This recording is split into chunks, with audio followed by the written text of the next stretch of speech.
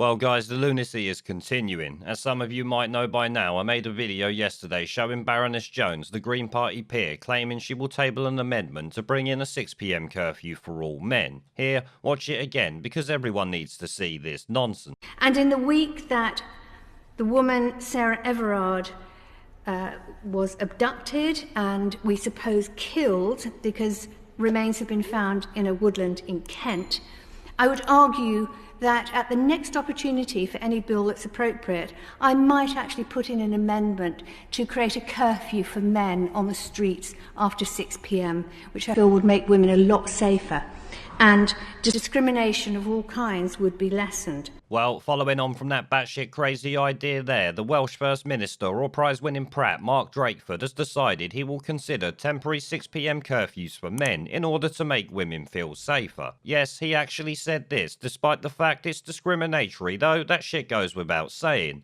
Of course, it's obviously unworkable also, because who is arresting these men that will rightly ignore it? Since, let's be honest, there's no court in this land that will prosecute someone for such a stupid law. The same was true even back in the 1950s when identity cards were still technically law, but had not been used for many years at that point. The court literally threw out the case and the law was repealed the moment the police tried to take someone to court for it, literally just a lonely citizen. So on that basis, I would have to say that this is going nowhere, let me tell you that, but the usual activist tosspots have jumped on the bandwagon on Twitter because that's what they do. And in fact, I'm hearing reports that it was actually a pressure group that started all this nonsense off. Why doesn't that surprise me? I literally said yesterday it will be something to do with that. It's not going to be to do with any amount of people running around saying women should do this or that, or they shouldn't do this or that. It's going to be a bunch of activist tosspots trying to further their agenda, something I pointed out in my video yesterday. But back to the idiots on Twitter, I've literally shat over a fair few of them this morning on a post I put up earlier, calling out the virtue signalling tosspots using this Sarah Everard's death to push their ideological bullshit. I won't bother reading any of it out here because who actually cares? It's just demented seals on Twitter. They are to a penny at this point. All I need to say is the moment I brought up the grooming gangs and the fact that they will remain silent on that, they either shut up or resort to claiming I only talk about certain crimes that suit a certain narrative. Despite the fact, as many of you will know, I cover absolutely anything about anyone, but this goes without saying. I will call out absolutely anyone if they deserve it, even if you guys don't necessarily like it. Take for instance me calling out Boris Johnson and some of the shit weasels in the Tory party. Many of my viewers don't really like that shit, but it is what it is. If they do something, I have to do it. In this case though, it is once again Labour or Welsh Labour who need to be called out for jumping on the Green Party peers bandwagon with this absolute nonsense. But do you know something? I actually kinda hope that they do it because it will create such a backlash that people will just say enough is enough and take to the streets. You can kiss goodbye to the lockdown there, so it would actually be a bonus in my mind. Now Drakeford, of course, is your average everyday political shitweasel who literally doesn't know his arsehole from his ear-roll, so this doesn't really surprise me. At the end of the day, my left testicle has more common sense than this brain-dead pillock, let me tell you that.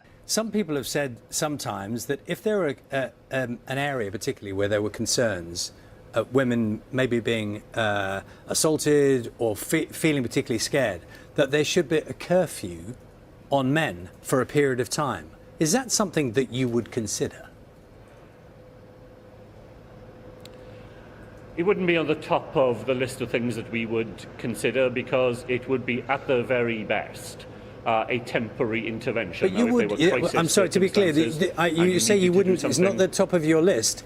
I can only take it from that you could not rule out that being a potentially something that you would do. If there were a crisis and you needed to take dramatic action that allowed that crisis to be drawn down, then of course you'd be prepared to consider all measures that would make a difference. But the sort of measure, the curfew measure that you've described, it could only ever be a temporary answer, and therefore it's not at the top of our list. There are other things that we can do and should do, and we'll work hard with our third sector organisations or local authorities in Wales. As I say, People need to be safe and to feel safe. So there you heard him actually say that they would at least consider it, though it's not at the top of their list. When in actual fact he should have obviously said, this is just batshit crazy and it's never going to happen. It's discriminatory and we could never do it. Instead he says it might well be temporary. No, it wouldn't even last 5 minutes, let me tell ya. 90% of men would be straight out the door at 6 PM telling you to go fuck yourself. I'll guarantee that to you right now. Of course, I have to say this doesn't really surprise me in the slightest. Let's be honest, it's Mark Drakeford we're talking about here. It's kind of what he does.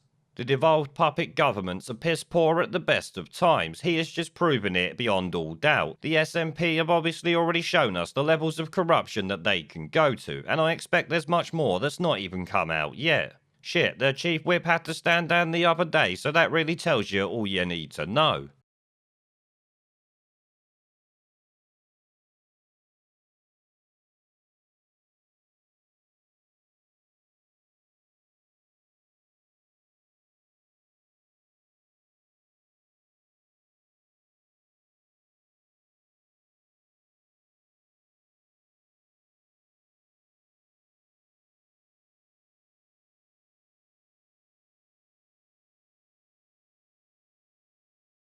We're off!